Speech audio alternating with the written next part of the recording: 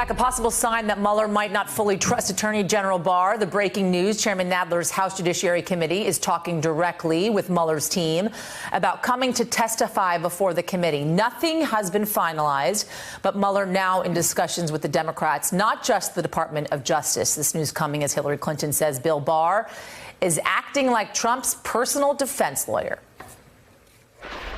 I think that the Democrats on the committee did a good job today in exposing that he is the president's defense lawyer. He is not the Attorney General of the United States in the way that he has conducted himself. And today, Barr is ducking the hard questions from lawyers. But is this surprising? Before Trump tapped Barr, he sent an unsolicited memo to Deputy AG Rod Rosenstein saying Mueller's obstruction probe was, quote, fatally misconceived because Trump's actions were under his presidential authority, a point Barr repeated in his testimony yesterday. If, in fact, a proceeding was not well-founded, if it was based on false allegations, the president does not have to sit there constitutionally and allow it to run its course.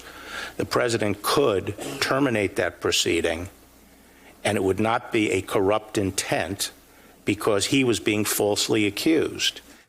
All right, with me now is Tim O'Brien, executive editor of Bloomberg View and author of Trump Nation, and Maya Wiley is back with us. They've both been shaking their heads when we were listening to the Attorney General. So I'm just going to let you guys go on this one because it seems like you have an opinion. Tim, I'll let you go because Maya was with me in the last half. Well, you know, the premise there that Barr makes, that the president, if he believes that the accusations are false, can then stick his fingers in the middle of a federal investigation, I think is a completely bogus philosophic approach to this from either a legal or an institutional perspective, because Trump didn't know what all the underlying evidence was necessarily. We still don't. Kamala Harris made it very clear during the hearing that Bill Barr himself didn't look at the underlying evidence.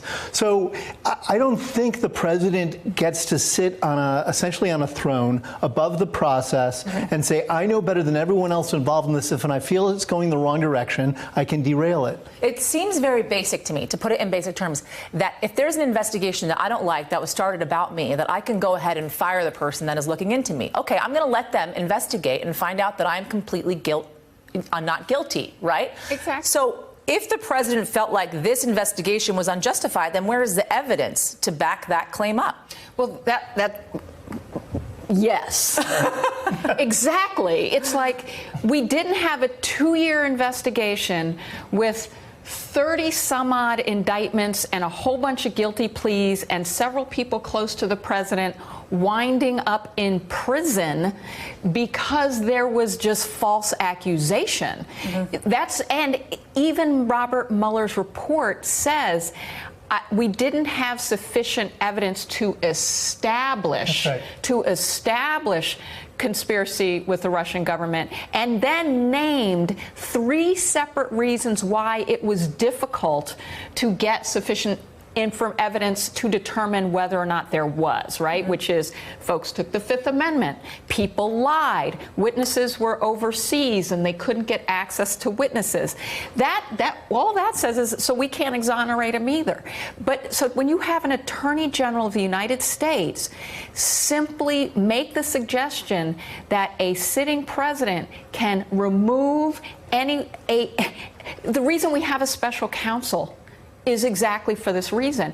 And what you're really saying is we don't have a legal process that can be trusted. And the president of the United States would essentially be saying, I, as president of the United States, do not trust the United States law enforcement. That in and of itself is a step. And Mueller went out of his way in his report to point exactly at this, that no one in the United States is above the law, that we have these processes in place for a reason, and that in his view, I think it was pretty clear in that report, he thought that the Congress should be the final arbiter of what occurred here, not the Attorney General. And that's exactly the next point I was going to make as well, because Tim, you're brilliant.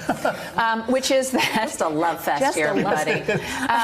Which is that part of the job is to amass the evidence for Congress to determine whether or not there's been an abuse of authority. Yes. Because part of what the obfuscation was of that hearing yesterday was Barr suggesting unless you meet a criminal standard, a criminal standard that Congress can't act. But that is not the way the Constitution is structured, and that's not what congressional authority for impeachment. So a lot of people are asking today, and over the last couple of weeks, they've been asking this: what happened to the Bill Barr we thought we knew? Because, not to call you out, Maya, but I know a lot of people were up here in the legal community. I didn't know necessarily Bill Barr. I was not of that opinion. That said, we can trust him. This is a guy who knows what he's doing. He has been here before. He's going to do the right thing, and so on and so forth. But there was a Jim Comey New York Times op-ed, and he tried to answer the question as to what happens to people that work in the Trump administration. And the title of this op-ed was James Comey, How Trump Co-ops Leaders Like Bill Barr.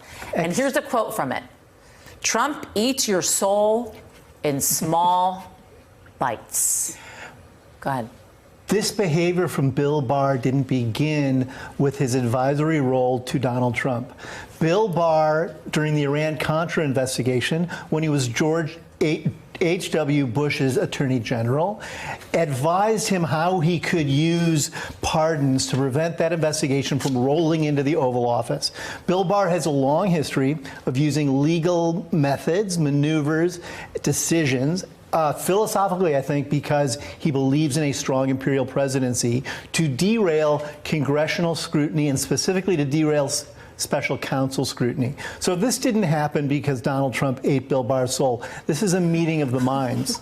This is a meeting of the minds. He is not Jim Mattis. Jim Mattis left. Yeah. He is not Sarah Saunders, who subsumes herself to Trump every day. Yeah. This is an individual who came in intending to do this, and I think they discussed it when he was auditioning for the job. I got to let you have your 10 seconds because I put you on the spot. My 10 seconds is everyone knew that Trump was only going to hire someone he believed would protect him, and that was going to be the conversation. But I think many of us thought he was going to try to protect him within the bounds of the law.